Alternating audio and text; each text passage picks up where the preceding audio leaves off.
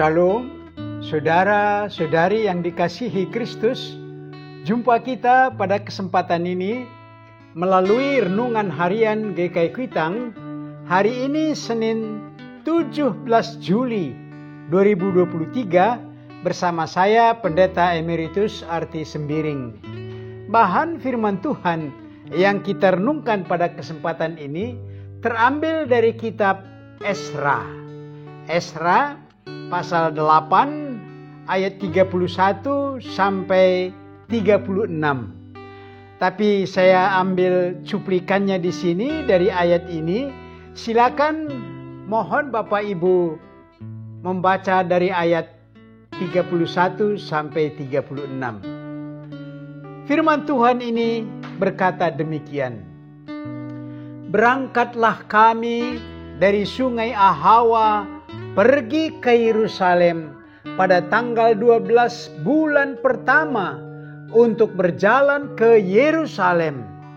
Pada waktu itu juga orang-orang yang telah kembali dari penawanan, yakni mereka yang pulang dari pembuangan, mempersembahkan sebagai korban bakaran kepada Allah Israel lembu jantan 12 ekor untuk seluruh Israel, domba jantan 96 ekor, semuanya itu sebagai korban bakaran bagi Tuhan.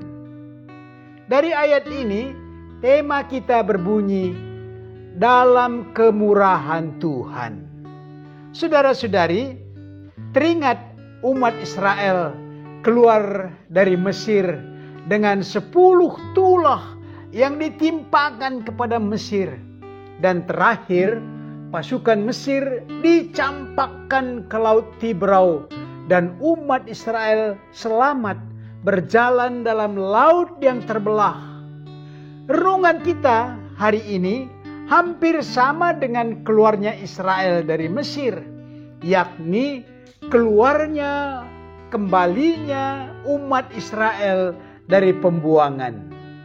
Selama 70 tahun Nebukadnezar awalnya, Raja Babel, menyerang dan mengalahkan Yehuda dan Yerusalem. Raja Israel, pejabat-pejabat negeri, para imam, para nabi, seluruh rakyat diangkut ke Babel dan diperbudak sebagai pekerja tanpa upah. Saudara-saudari, ada perbedaan kedua perbudakan di dua negeri ini. Di Mesir, Taurat dan hukum-hukum Tuhan belum diperkenalkan kepada umat. Sedangkan di Babel, justru umat itu melanggar dan meninggalkan firman Tuhan dan hukum Tuhan, sehingga Tuhan menghukum Israel dengan penghancuran negeri mereka, termasuk bait suci, dan umat itu direndahkan sebagai budak. Disinilah kita lihat kisah Daniel, Mesak, Sadrah, Abednego, juga kisah Esther yang sempat menjadi ratu bagi Raja Ahasveros.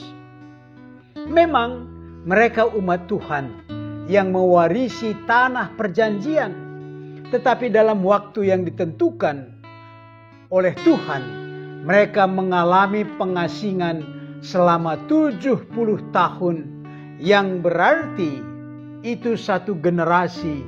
Mereka berganti generasi di pembuangan, yang akan kembali generasi baru ke tanah perjanjian. Saudara-saudari, tiba saatnya 70 tahun Babel jatuh ke tangan Persia, Raja Persia dan Media di tangan Raja Artahsasta. Tuhan menggenapi janjinya untuk membawa pulang kembali umat Israel ke negeri mereka. Kepulangan dari pembuangan ini tidak dengan kekerasan seperti keluar dari Mesir, tetapi Tuhan merubah hati raja yang memperbudak mereka, sehingga raja sendiri memprakarsai kepulangan Israel kembali ke negeri mereka, yaitu Yehuda dan Yerusalem. Ada beberapa gelombang kepulangan mereka.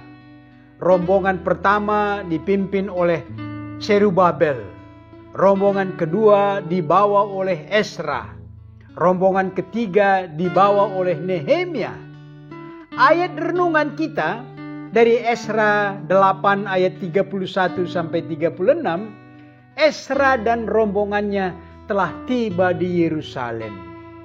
Disebut yang mereka lakukan ialah membaharui hubungan dengan Allah melalui ibadah, doa, korban-korban yang diperintahkan oleh Tuhan. Karena demikianlah ditetapkan dalam Taurat membangun hubungan yang baik, akrab dengan Tuhan. Rombongan Ezra telah melihat bait Allah dibangun kembali setelah menjadi puing yang dibakar dulu dan dijarah oleh Raja Nebukadnezar. Mereka setelah kembali dari pembuangan ini, mereka tidak berpesta pora dengan makan, minum, atau perayaan-perayaan lainnya, tetapi membarui hubungan iman mereka dengan Tuhan. Dari hewan-hewan piaraan yang mereka bawa dari Persia, dari Babel, mereka menyiapkan korban bakaran untuk Tuhan. Dalam kemurahan Tuhan ini, mereka tidak diberi pelajaran baru atau hukum Tuhan yang baru. Mereka cukup membuka kitab suci dan mempelajari hukum Tuhan yang telah ada di tangan mereka. Salah satu yang sangat mengharukan ialah mereka membaca dan mendengar Taurat Tuhan dalam satu perkumpulan ibadah yang selama 70 tahun mereka tidak pernah berkumpul seperti itu dalam ibadah kepada Tuhan. Mari saudara-saudari, kita aplikasikan renungan ini dengan pokok-pokok berikut. Pertama, bagaimana Anda secara pribadi atau keluarga, bagaimana Anda menyambut kemurahan Tuhan dalam kehidupan sehari-hari? Yang kedua, apakah Anda selalu atau sering atau tidak pernah mempersembahkan sejumlah wujud uang menyambut kemurahan Tuhan ke jemaat gereja Anda? Apakah selalu, sering, atau tidak pernah? Yang ketiga, umat Israel mempersembahkan korban bakaran kepada Allah. Selanjutnya, apa yang harus mereka lakukan setelah persembahan ini? Mari berdoa. Bapa dalam Tuhan Yesus Kristus, ajar kami merasakan kemurahan Tuhan dalam kehidupan kami.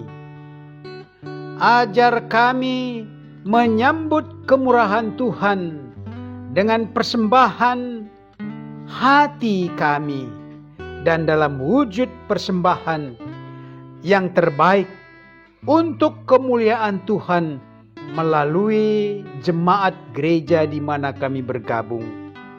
Semua yang ada pada kami, tubuh dan rohani kami, adalah dalam kemurahan Tuhan untuk memuliakan Tuhan. Demikianlah doa kami dalam nama Yesus Juru Selamat kami. Amin.